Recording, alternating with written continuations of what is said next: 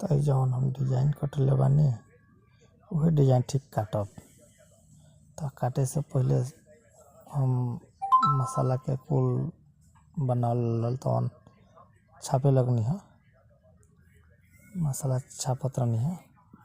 कैसे कि same to same हमके डिजाइन काटे ना, तो डिजाइन ना काटे सेम टू सेम तो केंगा होई।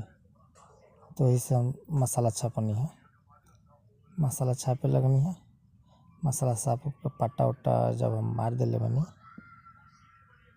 ऐसे तब पट्टा उट्टा जब मार के हम क्लियर कर दिले है तो उन्हें डिजाइन हम मैंने काट के क्लियर कर देते हैं। अब क्लियर कर दिले बनी। अब कैसा लागता डिजाइन तो हम लोग के देख के बताओ लो कमेंट में। अगर अच्छा लागल हो तो एकरा के शेयर कर लो, शेयर करके लाइको कर लो, सब्सक्राइबो भी कर लो। तब तो हमको अच्छा लगे डिजाइन की अच्छा बाटे बोल के।